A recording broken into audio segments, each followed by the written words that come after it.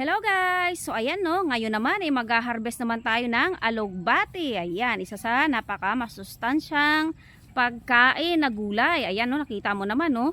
O di ba? Ang dami at ang lulusog nila guys. Yan, at ipapakita ko rin sa inyo guys yung ating itinanim nung nakaraang araw no. Silipin natin kung ano na itsura niya ngayon.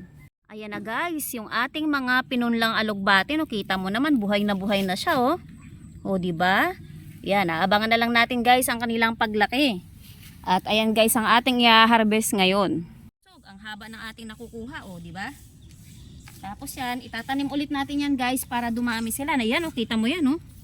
Wow, di ba? Wonder gulay yan guys. Yan, kunin natin hanggang dyan. Yan, ang haba nito. Napakamasustansya ng alugbati sobra. Yan lang. Pero ano lang dito guys, yung iba, kaya hindi nila gusto. Kasi meron siyang amoy, no? Yan, ito. Lusog din, oh. Hindi gusto ng iba. Kasi may mga amoy nga na, may amoy siya, meron siyang aroma na kapag naluluto, ayan, oh. Pag inamoy mo to, meron siyang amoy na kakaiba. Kaya ayaw ng iba. Alam naman natin, guys, no? Ang alugbati ay Philippine spinach, no? Kind of spinach natin yan. Yan. Diba? Yung iba hindi alam. Yung iba hindi kumakain nito, guys, kasi nga merong amoy, no? Ayaw nila yung amoy, no? Pero ako gusto ko ito, no? Kasi talagang napakasarap na ito, guys. Yan, dalawang klase ito, no? May pula at ito yung green. Yung pula natin hindi masyadong nabuhay, eh.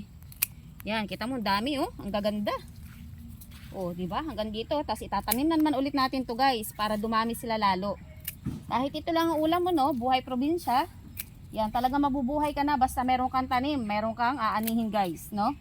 Bigas na lang ang kulang, guys. Yan, pang sahog, kahit walang sahog yan. Siyempre, mas masarap pag may sahog, no?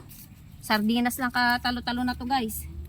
Diba? Ang lalaki ng mga nakukuha natin, oh. Ang haba, oh. At ang gaganda ng dahon niya.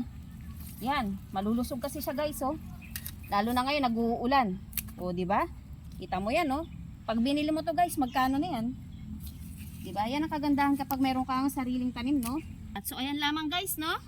Yan, dami natin nakuha, no? Thank you for watching and bye-bye!